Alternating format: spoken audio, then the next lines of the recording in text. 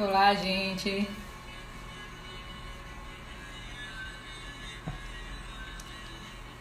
Boa noite para quem tá chegando. Oi, Lucas, tudo bem? Vocês estão me ouvindo bem? Me fala aí como é que tá o som.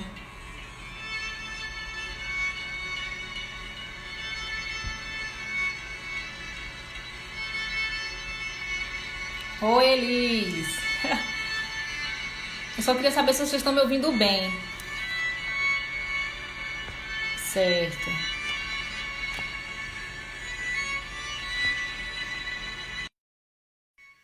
Vamos lá, gente. Como é que vocês estão? Vou colocar, arrumar o fone aqui, só um minutinho. Boa noite, Ari. Boa noite. Boa Boa noite, noite, minha. pessoal. Boa noite. Ai, que linda te ver. Ah, igualmente. Muito Gente, bom. igualmente. Vamos dar um tempinho para o pessoal chegar. Gente, sejam todos bem-vindos. Esse nosso bate-papo aqui vai ser bem gostoso. Eu quero saber se vocês estão me ouvindo bem. Se está dando para ouvir direitinho, tá? Eu estou ouvindo bem. A imagem também está ótima. Muito Pronto, eu bem. Boa também. noite para todo mundo também. Boa noite. Sejam todos bem-vindos e bem-vindas. Amei sua caneca. Menina personalizada, você tá vendo? Do CEEBA ainda, ó, a Ariana. Foram os alunos do curso que a gente fez de atendimento educacional especializado. Aí eles deram para nós. Cada professor recebeu. Linda, né? Maravilha. E à frente tinha Amei. uma Amei. coruja. Lindo. Sabedoria. Pois Coisa é. boa. Amei. Eu tenho muitas experiências, Pronto. eu lembro de muitas coisas boas da minha época de seba também. Mas não ganhei caneca, Era. não. Ganhei outras coisas, menos caneca. É, a gente ganhou um kit, a caneca e uma necessaire. Boa noite, Maravilha. Nazi. Boa noite, boa Boa noite, noite. Felipe. A imagem para você Oi, tá boa, minha Dulce. amiga? A Tá, a imagem, imagem o tá boa, áudio. a sua. O áudio tá Ai, ótimo. O pessoal também tá ouvindo. Acho que a gente já pode começar, né? podemos? Então tá. O que é que você Porque acha? Que hora você tem aí? Aqui no Instagram tem um tempo limite, É, né? Depois cai a live, o que não é, acontece no YouTube. No YouTube a gente vai conversando é. e a live Mas é bom que permanece. a gente aprende a administrar bem o tempo agora. Sim, sim, sim. E você pode acompanhar pela tela. Se Uhum. você clicar na tela, aí fica aparecendo o tempo corrido para você, entendeu, Ari? Ah, tá certo. É, boa noite, E aí você Nadira. Eu não entendi, boa Elis, o que você noite. falou. Se você clicar na sua tela, aonde tem esse escrito ao vivo, vai aparecer o Hum. relógio. E aí você pode ir Ah, olhando pelo relógio. E aí, pelo relógio, a você vai sabendo se tem pessoa que menos entende, tempo. né? A pessoa que entende é outro nível. Eu coloquei agora. Bom, a gente já está conversando há quase 5 minutos, então vamos adiantar, porque senão, para a gente não ficar com o assunto pela metade, né? Com certeza, com certeza. Pois E é. vale lembrar que a nossa live vai ficar salva aqui no Instagram e depois eu vou postar no meu YouTube, Elis Cardoso. Quem quiser acompanhar, Isso, eu fiquem à consigo vontade. seguir. É isso. Tem que divulgar o canal, né, Liz? O canal de inglês é maravilhoso. Claro, claro. Então vamos lá, né, gente? Olha, antes de tudo, eu quero dar as boas-vindas para todos vocês que já chegaram. Minha amiga Cauane, um beijo. Todos sejam muito bem-vindos. Ju, minha irmã Ju também está aí. Enfim, todos bem-vindos a esse momento muito, muito importante, que eu acho que é muito importante a gente discutir um pouco sobre a educação especial, né? Mais especificamente sobre a deficiência intelectual e a matemática. Então, eu quero Sim. agradecer imensamente a você, Elis, por ter aceitado esse convite. A gente já conversou um tempo atrás, algumas vezes, né? Mas realmente eu vejo como uma necessidade a gente discutir a questão dos recursos pedagógicos para o aluno com deficiência intelectual. Então, Sim. eu vou me apresentar para os seus seguidores que não me conhecem ainda. Depois você se apresenta, tá bom? Combinado. Tá certo. Bom, gente, meu nome é Ariana Santana. Eu sou professora e sou formada em letras pela UFBA e especialista em educação especial. E no momento eu trabalho no CEBA, que é o Centro de Educação Especial da Bahia. É um centro especializado em deficiência intelectual e múltipla. Elis também trabalhou. Eu sei que no bate-papo ela vai falar um pouco sobre isso também. Então é isso, gente. Não vou falar muito não, porque eles têm muita coisa maravilhosa para trazer para a gente. Senão, me corte, viu, Elis? Senão eu falo demais. E é isso, Elis. Muito obrigada, viu? Seja bem-vinda. É maravilhoso conversar com você. Ô, Ari, o prazer é todo meu. Nossa, eu já estava ansiosa para o nosso bate-papo, porque é um assunto que eu gosto muito de conversar é sobre matemática. Quem me conhece sabe que eu sou apaixonada pelo estudo da matemática e as possibilidades, né, da aprendizagem para o público com deficiência intelectual. Para quem não me conhece, eu sou Elisângela Cardoso. Vou aproveitar e fazer minha propaganda. Tem Tem que um canal no fazer. YouTube, Elis Cardoso, Elis com Y. Tem algumas postagens também na área. Bel, um beijo para você. Sou professora do atendimento educacional especializado, pedagoga, né, especialista em educação especial, especialista em atendimento educacional especializado e outras. Atualmente eu sou professora na APAE, trabalho com crianças com deficiência intelectual e múltipla. Desenvolvo uma atividade num projeto de matemática. Então, eu tenho trabalhado já há 2 anos especificamente com matemática e pessoas com deficiência intelectual. E essa minha curiosidade começou ainda muito antes da graduação, né? Como as pessoas com deficiência intelectual podem aprender matemática, já que essas pessoas, elas não retêm a aprendizagem, não retêm o conhecimento por muito tempo. Era o que se pensava, né? Hoje em dia já existem autores, assim como eu, né? Sou autora também, defendo que existe sim a possibilidade da aprendizagem, mas uma aprendizagem significativa, com relação para as coisas do cotidiano. Eu gosto de trabalhar com atividades voltadas para o cotidiano da pessoa com deficiência intelectual, para que faça sentido. Não apenas o abstrato para o abstrato, do concreto para o abstrato, para que ele consiga fazer uma relação com o cotidiano. Exatamente. Ao contrário do que muita gente pensa, o estudante com deficiência intelectual, ele aprende, ele tem as limitações dele, mas é necessário realmente ensinar matemática para ele, não a gente ficar apenas limitada a ensinar a ler, escrever, enfim. O ensino da matemática é muito importante. E você, Liz, é a única pessoa que eu conheço que é atuante mesmo assim na área de matemática, na deficiência intelectual. Então, gente, Elisa é referência aqui, não trouxe qualquer pessoa não, viu?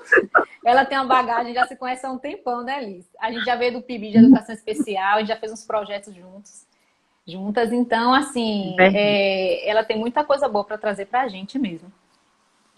É verdade, é verdade. A nossa história é longa. Pois é. Começou, acho que em 2012, mais ou menos. 2012. A gente conhece, acho que desde 2012. Foi. Isso mesmo. Eli, deixa eu te perguntar uma coisa. Você acha melhor eu ir te falando as perguntas no decorrer da sua fala ou a gente deixa um momento no final para você responder todas? Ou tanto faz? Não, você vai me perguntando e eu trouxe alguns recursos para mostrar para a galera, né? Tá. Como eu trabalho com as pessoas com deficiência intelectual. E vale lembrar que a aprendizagem da matemática com significado ou significativa, ela não tem que ser apenas para a pessoa com deficiência intelectual. Tem que ser para toda e qualquer pessoa. Exatamente. Porque temos um mito na sociedade de séculos que as pessoas não gostam de matemática, odeiam matemática, mas isso é um discurso longo, né? E que se começa na infância. As crianças passam a ter medo da matemática, não é na infância. As crianças passam a ter medo da matemática quando chegam no Fundamental 2, que é quando se deparam com os círculos, x, seno, cosseno, tangente, entendeu? É verdade, Eli. Eu mesma fui uma aluna assim. Sempre tive muita dificuldade em matemática, mas sempre amei português, não é à toa que eu sou formada em letras, né? Mas A gente tem que trazer, sim, para a nossa área de educação especial. Mas antes de você falar um pouco mais sobre a deficiência intelectual, lembrando, gente, que o tema é a importância do ensino da matemática para pessoas com deficiência intelectual.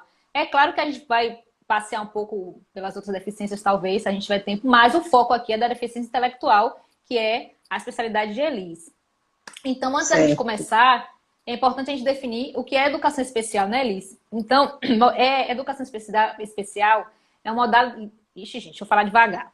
Educação especial é uma modalidade de ensino que perpassa por todas as etapas, níveis e modalidades. Então, vai desde a educação infantil até o nível superior, passando também pela EJA, a educação de jovens e adultos, a educação prisional. Então, a educação especial está presente em todas essas modalidades. E sim, o público-alvo da educação especial, que inclui, claro, né, a deficiência intelectual, é a que a gente vai focar aqui. Mas a gente tem que lembrar das outras deficiências que fazem parte do público-alvo da educação especial, que é os alunos com deficiência, os alunos com deficiência física, intelectual e sensorial. Sensorial são aqueles estudantes que são cegos, ou são surdos cegos, ou têm baixa visão. E os alunos com TGD, que é o transtorno global do desenvolvimento, que são os autistas, síndrome de Rett, também faz parte do público-alvo da educação especial. E os alunos com altas habilidades de superdotação, que eu ainda não tive o privilégio de trabalhar com estudantes assim. Eu não sei se você já teve, Eli, se você tiver, você fala a sua experiência, porque deve ser maravilhoso, é um desafio muito maior, né? Então, é só para a gente fazer uma introduçãozinha para vocês entenderem, mas vou passar já a palavra para a Elis, que ela vai falar um pouco sobre o conceito de deficiência intelectual, para depois a gente seguir com a nossa conversa, tá bom? Então você pode falar um pouquinho, Elis, sobre o que é deficiência intelectual. Bom, posso sim.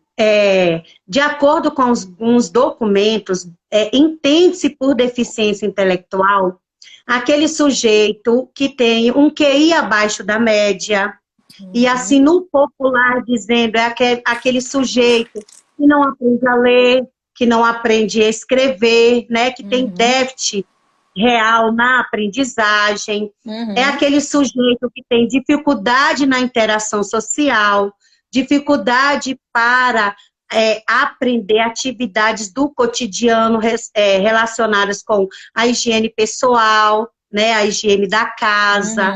Esse é o sujeito com deficiência intelectual. Entendi. É o que antigamente era conhecido por retardo mental, né? Hoje em dia não chama mais assim, hoje em dia é a deficiência intelectual. Deficiência intelectual ou déficit intelectual. Esses são os sujeitos. Tá certo.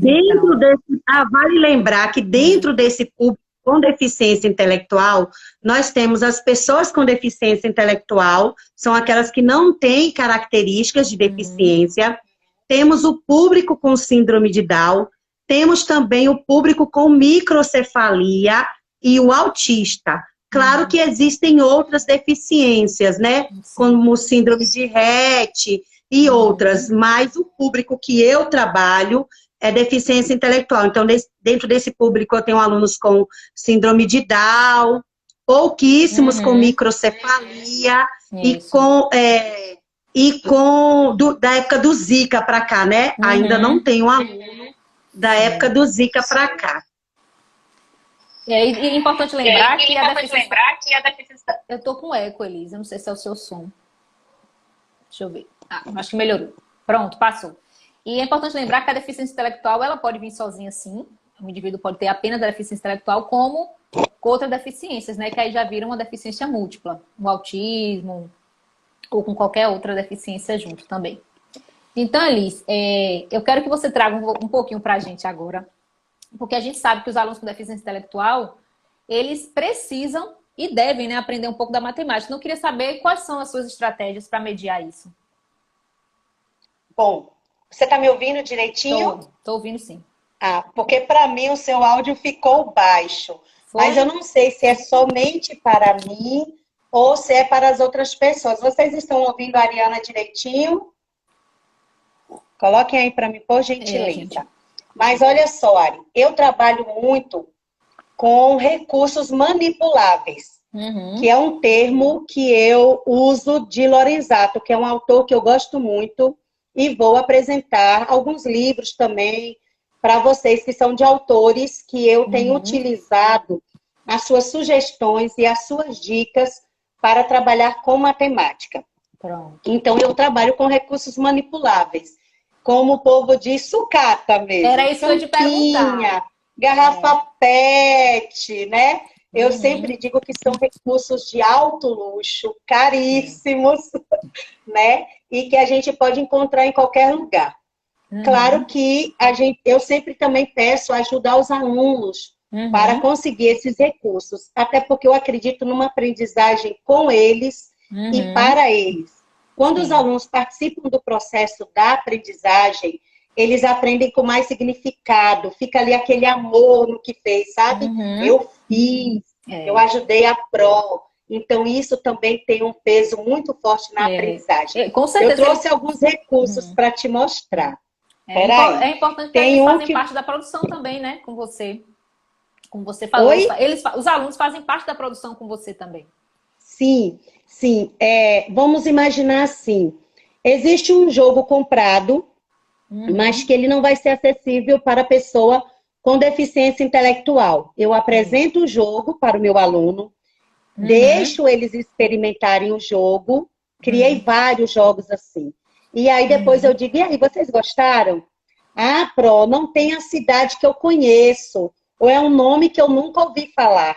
E aí eu digo, o que vocês acham da gente construir um jogo parecido com esse, com nomes que vocês conhecem?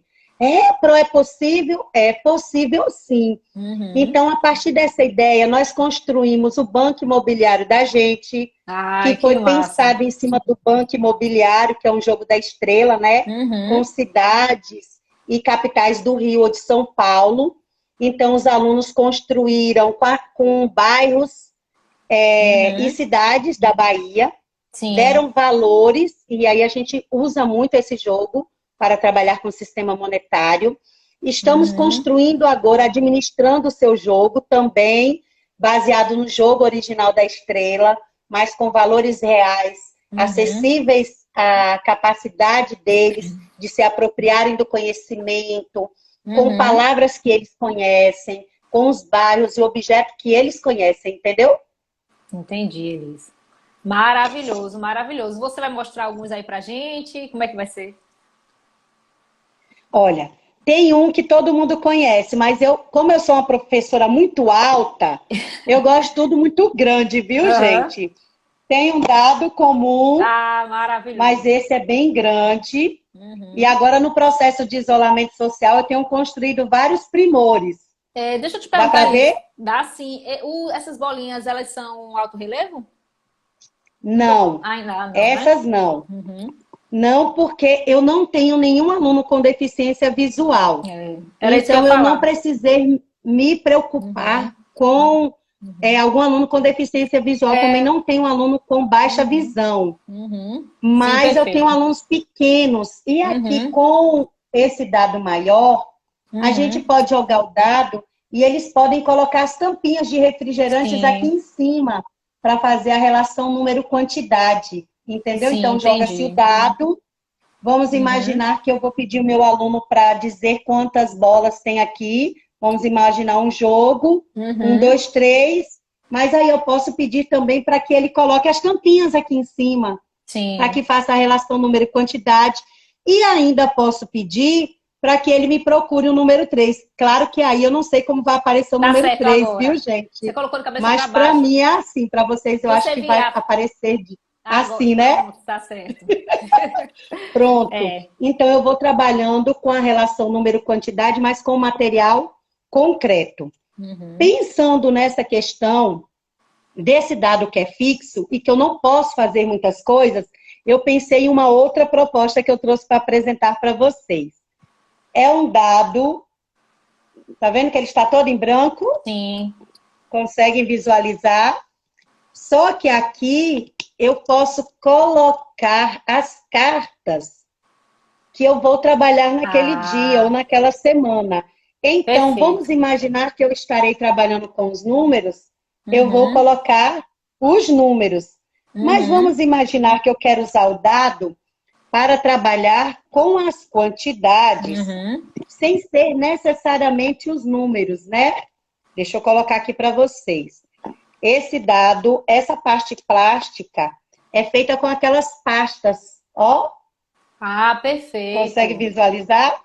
Perfeito. Vamos imaginar que eu não queira trabalhar ou trabalhar com associação.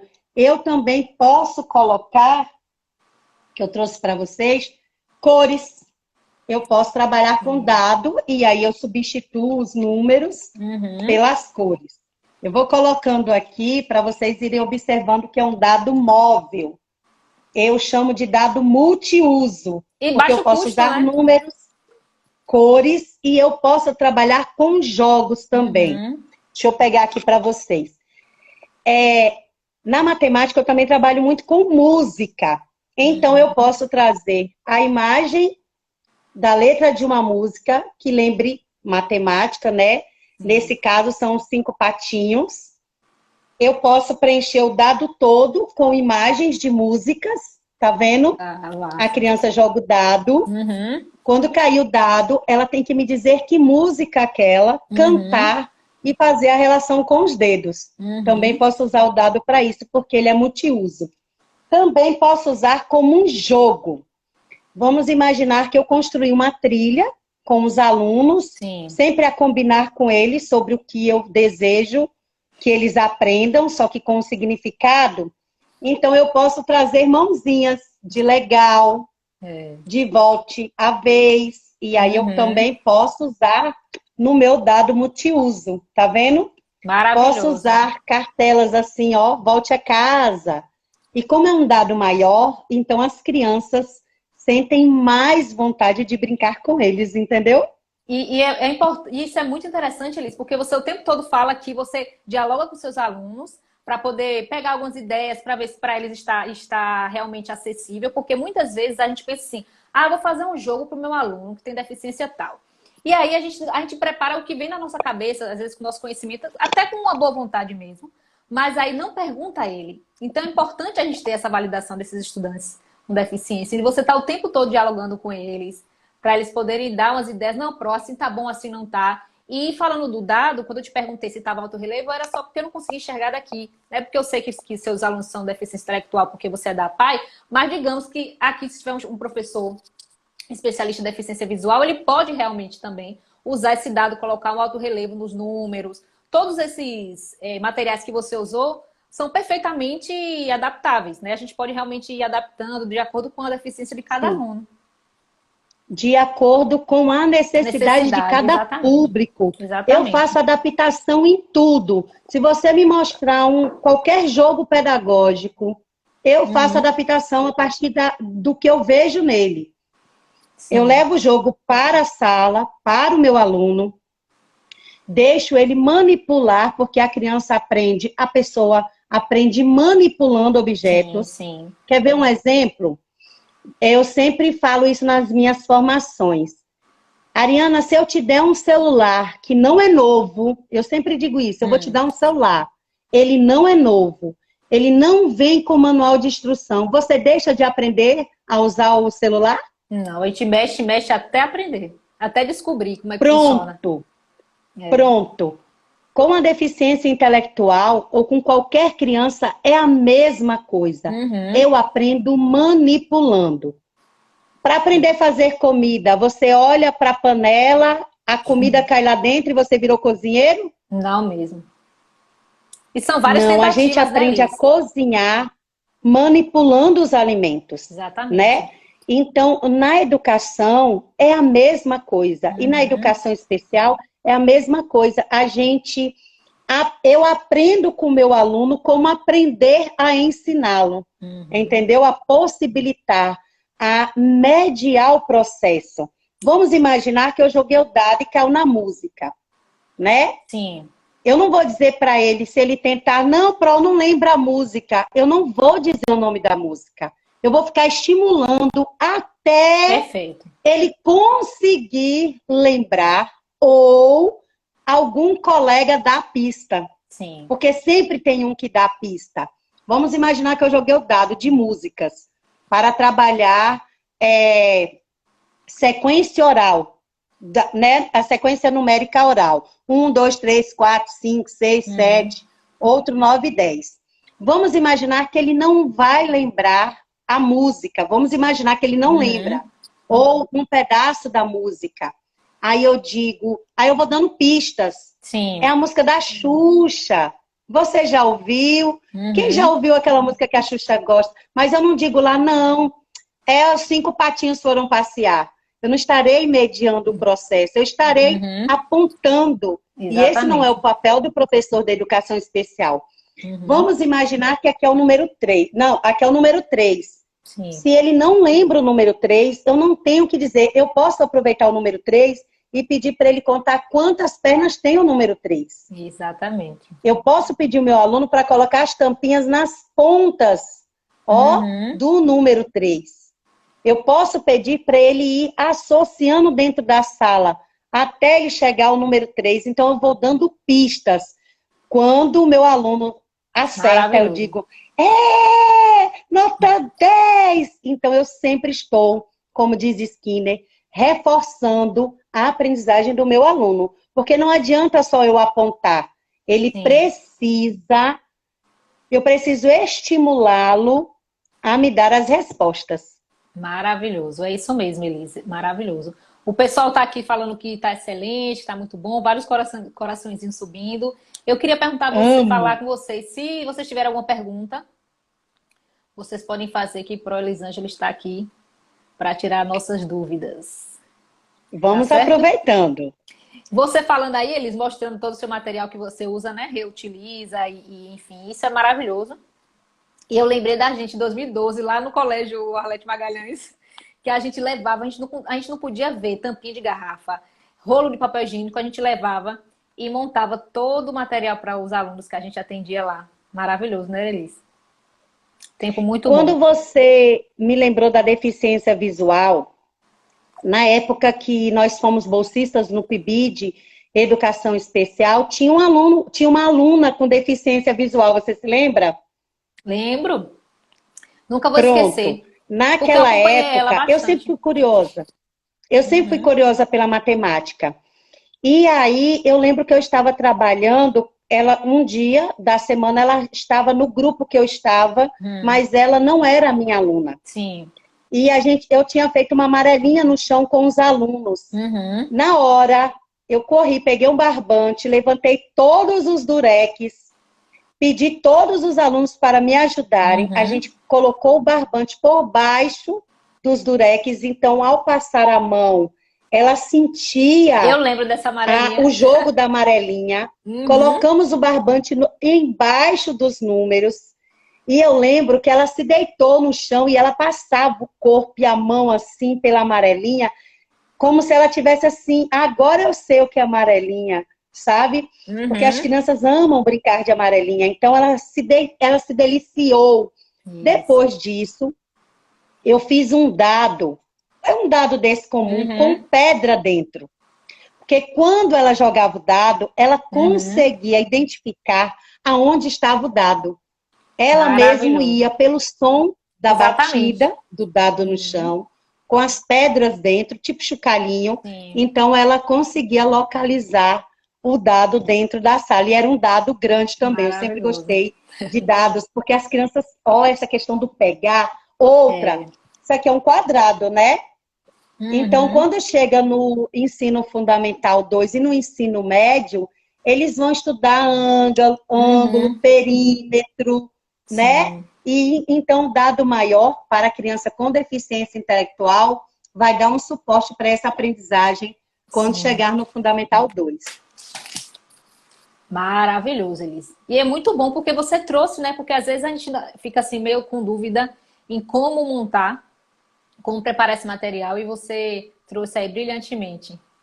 Eu tenho um monte. Você não tem noção, eu invento recurso para tudo. E outra, vamos imaginar assim, eu quero ensinar os números, eu não tenho dado, eu não tenho isso, eu não tenho aquilo. Papel resolve minha vida. Totalmente. Crianças, vamos fazer várias bolinhas de papel. Então, já vai trabalhar coordenação motora fina. Totalmente. Enche a mesa de papel. Pega brinquedos, lápis, borracha, coloca tudo em cima da mesa Vamos trabalhar o número, relação, quantidade? Vamos. Com certeza. Vamos classificar, vamos parear a partir de coisas bem simples. E é muito bom. Eu tenho recurso para tudo mesmo. Minha filha, você nem sabe. Menina, e é bom porque é baixo custo. Porque às vezes a gente quer comprar um jogo assim, quando vai ver um jogo caríssimo e que nem tá acessível. Pronto. E mesmo se tiver, ainda tá muito caro. E então, pra gente adaptar, é muito melhor. Pegar esses Sabe quem fala de recursos de baixo custo? Lorenzato. É o meu autor preferido. Tem quem me chame de Dona Lorenzata. Mas Lorenzato, que é um autor que eu gosto muito, ele fala da importância de trabalhar com recursos de baixo custo. Uhum. Veja. Pronto, maravilhoso. Quem quiser anotar, depois você... Então, ele fala de tampinhas, de pedras, elástico, barbante, tudo para possibilitar a aprendizagem. E Lorenzato, ele não escreveu para deficiência intelectual. Ele escreveu para crianças, como o povo diz, ditas normais. Mas ele se apropriou tanto da pedagogia, e eu me apropriei muito, né, dos ensinamentos dele, para trabalhar com deficiência intelectual, e eu tenho tido resultados maravilhosos. Então, quer ler sobre matemática e possibilidades? Eu sugiro Lorenzato. Os livros não são caros, eu tenho toda a coleção. Ele fala para a educação infantil, ele fala para a formação de professores, e ele fala para o ensino fundamental 1. São super 3 completo. obras. Ele fala da importância de se trabalhar e de estimular os 7 processos mentais básicos elementar da matemática, que antecede o conhecimento de número, que é dito por Constance Camus, né? Que ela fala da importância da construção do número. Mas a criança com deficiência intelectual só aprende a construção de número quando ela aprende a relacionar, a comparar, a diferenciar, a me dizer qual a cor, a diferença do preto para o azul, se é mais ou se é menos. E Lorenzato, em sua obra, ele vai trazendo detalhadamente. Tem vídeos dele também, né, no YouTube, ele falando dos processos mentais e dando dica, né, várias dicas, aliás, para a pedagogia, se trabalhar com a matemática. Maravilhoso, maravilhoso. Maravilhoso essas suas indicações, Elis.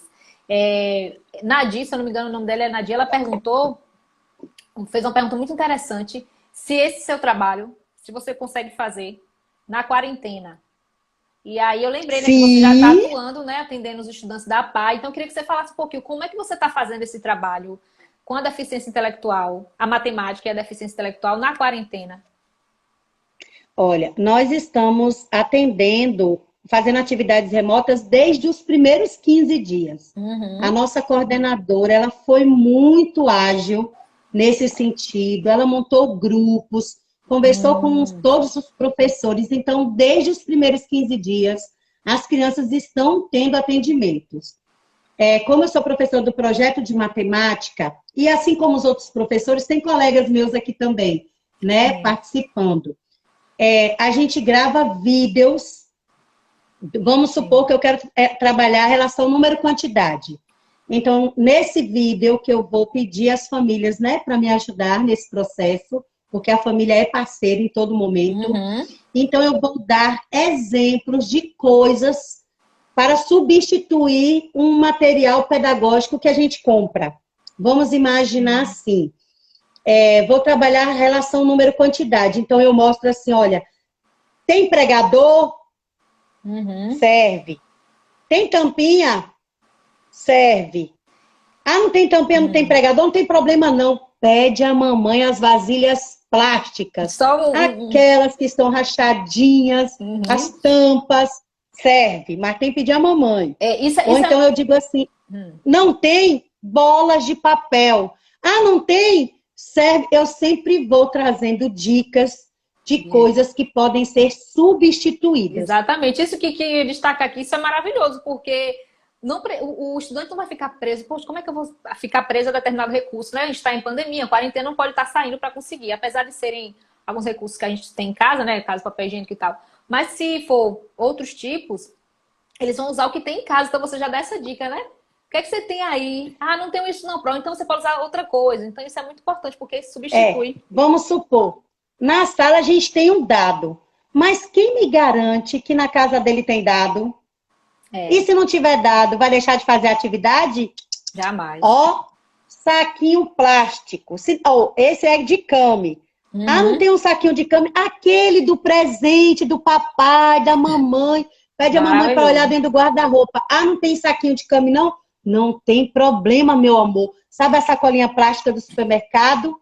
Pega a sacolinha e vamos imaginar que é para trabalhar. É que é o exemplo mais assim, né? Para É. todo mundo visualizar. Sim, não, Vai tá sim. fazer lá as bolinhas de papel, várias bolinhas, vai colocar dentro do saco, a depender da Hum, atividade, vai sacudir, vai tirar e vai realizar a atividade.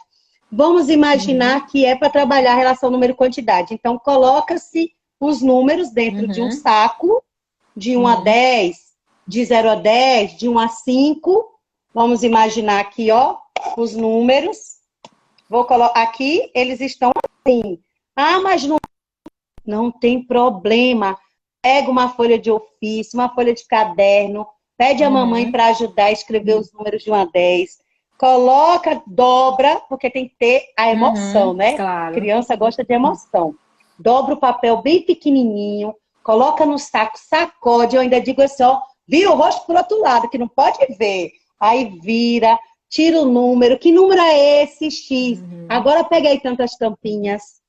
Pegue aí X pregadores, ou lápis, ou Sim. borracha, é o que tiver. Então, tudo vira, de acordo com o Loresato, objeto de aprendizagem. E é com você mesmo, né, Liz? Ah, Isso eu é com adoro. você É mesmo. para Dá a inventar, é perceber. comigo mesmo. E outra, estamos no período de isolamento social, né? Eu Uhum. não posso pensar em uma atividade pedagógica que eu imagine que a família não vá fazer do outro lado, porque não tem aquele recurso. Sim. Então, eu tenho que olhar toda a minha casa, pensar Uhum. em algo que a mãe vai ter na casa dela. A partir daí, eu Sim. crio as minhas atividades pedagógicas. Mais uma vez em constante diálogo, né, E você tocou no ponto importante sobre a família, né? Porque a família é parceira. A gente sempre está Sim, dialogando, o professor da sala comum sempre vai estar dialogando com a família, porque é de extrema importância, realmente. Que essa família faça parte sim, disso, né? Com com certeza. certeza. Quero te mostrar um outro recurso que eu Hum, criei não tem muito tempo. Pera aí. Os meus alunos com deficiência intelectual, eles têm muita dificuldade hum, de contar de 1 até 10, sim. exemplo, ou 10 mais um, 11. Vai um, Uhum. vai lá aquele um que todos os professores têm uma dificuldade para ensinar aquilo para o menino. Ou eles se perdem assim, ó. Vamos lá, ó. Quem já viu o aluno fazer isso, coloca aí. Sim ou não? 1, 2, 3, 4, 5. Aí vem para cá, né? É assim O mesmo. com deficiência intelectual ainda vai ter essa dificuldade, né? 6, 7, 8, 9, 10. Aí você diz, e quanto é 10 mais um? Aí ele começa tudo de novo, não é? É assim mesmo. O aluno começa tudo de novo. É... Mas eu Cláudia, inovei. São maravilhoso. mãozinhas auxiliadoras, feitas com feltro. Quem Uhum. fez para mim é a mãe de uma aluna, eu invento as coisas e ela faz. Então, eu pedi para que ela fizesse várias mãozinhas com feltro. Tenho várias, gente, várias, várias. Então, o que que acontece? A criança, ela vai, ó, tá vendo que aqui dá para ver, gente? Ó, elas podem ir abaixando os dedinhos, ó, para Maravilhoso. realizar os cálculos. Então, com as mãozinhas aqui, elas não vão se preocupar aonde tem que parar de contar. Então, elas vão ficar presas ao material concreto, que no Uhum. caso são as mãozinhas auxiliadoras. Ah, mas o meu aluno não sei. Não, não tem problema, não, minha filha. Vamos trabalhar a tabuada, que o povo tem uma preocupação com a tabuada, né? Um É, dia eu quero ainda entender a preocupação. Ó, é. coloco aqui na placa, eu não sei se vocês vão conseguir visualizar. Tá vendo? Dá para ver uma parte Coloco na da... placa as mãozinhas. Conseguiram visualizar, gente? Peraí, deixa eu colocar aqui. Conseguiram? Sim, tá dando, Dá para Liz. ver, Ari? Dá para ver sim. Pronto. Aqui em cima eu vou colocar o sinal, as operações que eu vou Maravilhoso. trabalhar. Sim. Eu trabalho com sinais de igual, os Uhum. números que são iguais ou que são diferentes, subtração, Uhum. maior ou menor. Uhum. Trabalho com tudo. Os meus alunos têm que aprender sinal de diferença, Uhum. multiplicação, divisão e soma. Tudo feito com Maravilhoso. papel duplex. Velcro. Eu encapo com durex ou contact para poder Uhum. ter durabilidade. E aqui atrás, ó, velcro com Velcro. cola. Super Com acessível. cola. Então, vamos imaginar, eu jogo sinais dentro do saco. Uhum. Então, na hora a gente descobre o que vai trabalhar. Então, eu coloco aqui o sinal, vamos imaginar, tá vendo? De Sim. multiplicação, ou sinal de adição, porque, ó, tudo tira, tudo se transforma, minha filha, vira vários Reutilizar isso recursos. aí. Isso. Então, vamos imaginar que é adição. Vamos imaginar, viu? E Uhum. aí eu vou pedir o aluno para jogar o dado, aquele dado com os números, lembram? Vamos tirar Uhum. do saquinho. Vamos imaginar que ele tirou o número 3. Sim. Então, ele vem aqui nessa placa, que é feito de material caríssimo. Um beijo para quem descobrir que material é esse aqui, ó, que eu estou usando. Vamos lá, gente. Vamos tentar descobrir Então, aí. ó, cobrir para ninguém descobrir, viu? Então, ele vem aqui dentro desse primeiro quadrado e Hum. faz o registro do primeiro número, Ah, 3. Então, o meu aluno vai colocar o número, eu vou fazer o número 3 ao contrário. Ah, ótimo! deu Tá certinho. vendo? Certinho. Ele vai Aham. jogar o dado novamente. Isso, muito bem, Cláudia. Papelão, recurso caríssimo, de alta Difícil tecnologia. de achar. Aí ele joga o dado e vem para o próximo quadradinho, tá vendo? Uhum. Vamos imaginar que jogou e caiu no número 1. Então, meu aluno vem, deixa eu ver se eu sei fazer o número 1 ao contrário. Coloca o número 1, sinal de igual, e aqui vai o resultado, certo? Uhum. As mãozinhas, ó, o aluno vai baixar quantos dedos? 3. Então, 3. ó, 1, 2, 3, né? Com os dois aqui, não abaixou os 3? Sim. Aí vou para o outro lado. Que número tem aqui? 1. Então, vamos imaginar, ele vai baixar apenas 1. E aí ele vai contar 3 mais 1. E aí Uhum. pega-se outra mãozinha e faz o registro do cálculo. 4, Uhum. né? A gente já Sim. sabe. 1, 2, 3 e 4. Então, ele vem É. e faz o registro do número 4 aqui em cima. Pronto. Essa é a Maravilhoso. minha É, calculadora para trabalhar com a para tabuada, mas contar, eu não né? gosto de tabuada. Para Cláudia. trabalhar com cálculos. Eu uso só isso? Uhum. Agora eu vou para o concreto. Número 4. Onde tem o número 4? Vamos olhar as portas das salas, número do telefone da mamãe, número do Uhum. apartamento, aonde tem o número 4? Porque eu preciso fazer com que ele associe este número calculado da tabuada à Pronto. realidade dele. Onde tem o número 4? Aí eu vou, pego encartes de supermercados. Uhum. Nos encartes de supermercados, aonde tem o número 4? Quanto é que custa o arroz? Quanto é que custa o feijão? Onde tem o número 4 aí? Então, isso é aprendizagem com Maravilhoso. significado. Exatamente, Elis. Cláudia até comentou aqui. Gostaram? O pessoal está falando que está adorando. Cláudia falou que adorou sua calculadora e ela falou também que pode usar feijão para poder trabalhar Sim, a contagem dos números. eu não gosto, porque eu tenho medo que eles botem na boca que menino tem arte. É, Não, também tem isso. menino tem arte. Então, coisas pequenas eu não gosto. Também Eu porque seu público não é gosto. menor, Então, né? por Crianças. isso que eu prefiro os objetos grandes. Não Aham, vou correr entendi. risco. Prefiro os objetos grandes. Entendeu? Essas ideias. Tá me ouvindo, Ari? Tô ouvindo sim. Você está conseguindo Pronto. acompanhar os Tem comentários? outro livro que eu vou indicar para vocês, Ele só um minuto, só que um é muito segundinho. bom, que tem umas ideias assim, ó. Ele só um segundinho antes de você indicar os livros. Você está conseguindo ver acompanhar os comentários? Consigo. Ó, Anderson, que é o vice-diretor do CEBA, ele também é professor de matemática. Ele fez uma observação aqui. Excelente, mas acho que os dedos deveriam estar abaixados para serem levantados. É uma opção também, né? Os dedinhos que você fez para trabalhar a contagem. Não, sim, como eu estou aqui de frente para vocês, então dá uma posição contrária. Por isso que eu precisei escrever um número ao contrário, entendeu? Não, ele falou sobre Mas as quando eu mãozinhas estou... que você cola. Ele falou assim, que ao invés do aluno... É para estar abaixado, para ele levantar. Também pode ser. Na verdade, eu geralmente deixo a critério da criança, porque ela é quem vai me dizer a forma como ela gosta de aprender, né? Então, eu entrego as mãozinhas e ele vai manipulando da forma que ele acha que a aprendizagem tem que acontecer para ele. Eu não, como eu falei anteriormente, eu não digo isso ou aquilo. Eu entrego manipulável para ele, seja qualquer objeto manipulável. Ele, ao manipular, uma dica.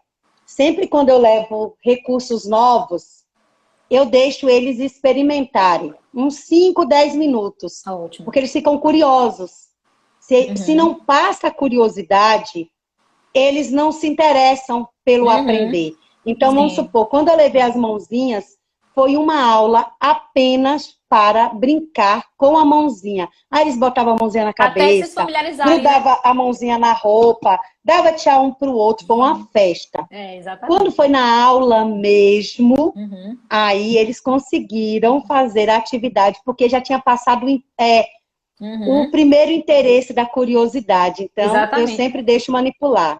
Exatamente. É porque, pelo que eu entendi, o professor Anderson estava falando de uma possibilidade, né?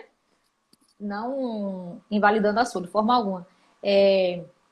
O pessoal está falando bastante aqui. Se tiver alguma pergunta, a gente pode fazer. Acho que a galera está amando matemática, agora, viu? Eu espero encantar todos vocês. É porque você fala, Elis, encantada. Você fala da matemática de uma forma muito leve e muito didática. Você deveria oferecer cursos, viu, Elis? Aproveitar aqui agora nessa quarentena, oferecer curso de adaptação de material.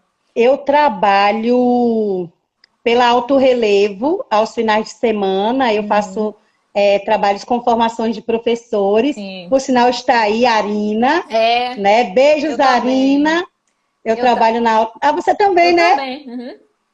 Eu participei de um projeto o ano passado com eles, Inclusão na Escola, e aí a gente visitou várias escolas aqui em Salvador. As escolas do município. Eu palestrei em várias escolas, falando sobre inclusão não é um bicho de 7 cabeças. Deixa eu ver aqui. Cláudia falou. Eu comecei a estagiar com crianças com deficiência intelectual, autismo, paralisia cerebral. Daí veio a pandemia. Cláudia, mas aí nesse momento de pandemia a gente tem que se reinventar, né? Tentar adaptar de alguma forma o material e fazer como ele está fazendo por vídeo. Sim. A gente tem que se reinventar mesmo. Eles, o tempo está correndo, olha, já temos 49 minutos. A gente faz videoaula, a gente faz card-aula. Já ouviram falar em card-aula? Você faz o card com as instruções, grava o áudio, coloca no card, vira card-aula. Então a gente tem se reinventado, ou então através de áudio, depende, mas eu sempre ligo também para saber como estão. Eu sempre cobro. Estou fazendo as atividades? Estou aqui esperando. Eu só vou mandar coração para quem fizer a atividade. Então, os meninos correm para fazer as atividades. Porque todo mundo quer coração da Pro, né? Eles amam você. Elis, eu queria que você falasse um pouquinho de onde veio essa sua paixão pela deficiência intelectual e a matemática. Porque o tempo está voando, a gente já tem 50 minutos. Já? Voou muito. 49, quase Mulher, 50 eu nem minutos apresentei tudo. Eu nem mostrei tudo. Bom, o meu interesse pela matemática... aliás, eu nunca tive dificuldade com a matemática.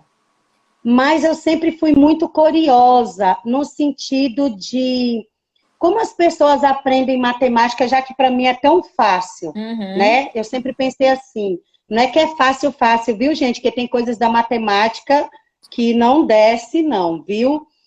E eu tenho um autor que eu gosto muito, deixa eu mostrar para vocês, uma autora que eu indico. É isso que eu ia falar, Liz. Aproveita Mas já para eu poder indicar gosto, os livros que você eu me falou. gosto da matemática do dia a dia, da matemática do cotidiano, da matemática com resolução de problemas. Porque se a gente for pensar nos nossos antepassados, que não tinha universidade, que não tinham isso, não tinha aquilo, mas a matemática era primordial no dia a dia.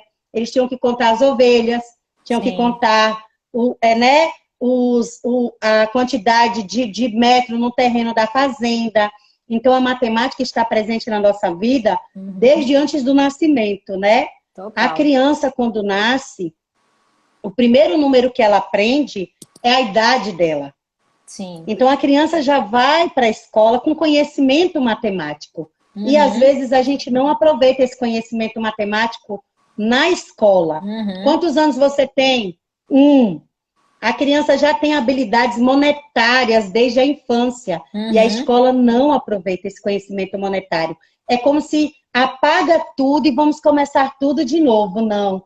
Eu, Elisângela, estou partindo daquilo de que a criança já conhece. Já conhece o número 1, então não vou perder meu tempo com o número 1. Eu vou para o número 2, para o número 3, para o número 4. E aí é o que a gente fala de zona de desenvolvimento proximal. Eu preciso saber o que ele sabe e avançar no que ele não sabe. Não adianta eu ficar ensinando o que já sabe, entendeu? Exatamente. Então, para vocês, como dica, Terezinha Nunes, na Vida 10, na Escola 0. Qual a matemática que o meu aluno precisa aprender? Maravilhoso. Qual a matemática que o meu filho precisa aprender? Qual a matemática que eu preciso aprender? Quer ver? Se eu viro para o meu aluno e digo assim, 10 mais 10. 10 reais mais 10 reais. É 20 reais, pronto. Pronto, acabou. Eu ensino matemática a partir do sistema monetário. Sim. Exatamente, Elis. Anderson fez um comentário que ele falou assim, o processo da dita dificuldade em matemática se dá porque alguém coloca na cabeça das crianças que matemática é difícil, realmente. Desde muito cedo a gente tem esse engano, né, que matemática é difícil. Claro que algumas pessoas têm um pouco mais de facilidade, outras não, mas realmente existe essa cultura de falar que a matemática é um bicho de 7 cabeças, e de fato não é. Dá pra perceber com sua forma, você mostrando como fica mais fácil de aprender mesmo. Nádia fez uma pergunta muito legal. Nádia, amei. Alguma ideia de como avaliar o nível da criança com a matemática? Nádia, eu posso te dar várias ideias. Eu faço uma anamnese. Isso. Simples, apenas da matemática. Eu vou mostrando número por número, se é o meu aluno com deficiência intelectual. Número por número, cor por cor, e vou anotando. Sabe? Ainda não sabe, porque não quer dizer que não vai aprender. Sabe? Ainda não sabe. Depois do aí quando chega no ainda não sabe, ainda não conhece o azul, ainda não conhece o número 10, ainda não soma com reserva, ainda não sei o quê. Aí eu vou a partir desses ainda não sabe. Entenderam? Então eu faço mesmo manual, um por um, dos alunos, um por um.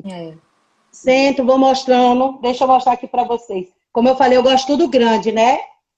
Vou mostrando. Eu começo pelo calendário. Deixa eu mostrar para vocês. Fiz agora no isolamento social. Eu tenho na sala. Você me dá licença aí rapidinho? Eu fiz um calendário. Todo mundo na PAI tem um desse. Elis, um minutinho. A gente só tem 54 minutos. Tudo com velcro com cola, tá vendo? Mas tudo móvel. Então, meu aluno vai colocar aqui em cima os dias da semana do jeito dele. Depois eu processo mediar. E por falar em alunos, tem um monte de alunos meus aqui. Alunos tá lindo de Pro, amo vocês, viu? Carol, Franciele. Nós já temos 55 minutos de live. 55, já vai encerrar. Você quer voltar um pouquinho só para a gente concluir? Porque algumas pessoas pediram para a gente voltar. ou remarcar. Então, acho que a gente voou o tempo. Aí volta, responde algumas perguntas e a gente faz o encerramento, porque não vai dar nem tempo de encerrar. Já são 55 minutos de live. Perfeito. Viu? Perfeito, perfeito, perfeito. Então, gente, eu vou encerrar. Isso mesmo, acho que é Anderson. Aspavier. Isso mesmo, Anderson. é o que Marisa Suplino como currículo funcional. Isso mesmo, concordo. Conheço a autora. Maravilhosa. Maravilha. Pronto. Então, eu vou encerrar e daqui a pouco a gente volta para poder concluir, tá bom? Aí você faz as suas últimas considerações e eu encerro, porque não vai dar tempo. É muito rápido, nossa. Pronto. Viu? Aí eu mostro alguns manipuláveis para vocês. Pronto. Todo mundo voltando, viu? É bom. Vou mostrar o calendário, Pronto. como eu uso o calendário para vocês, para trabalhar a noção de tempo, espaço, posição relativa e outros. A gente vai dizer, Nadine. Nadine está pedindo para dar algumas mais dicas de livros. Se você tiver mais algum, você diz também. Eu vou encerrar rapidinho e a gente volta já já. Peraí, viu, gente? Ok, até mais. Ok.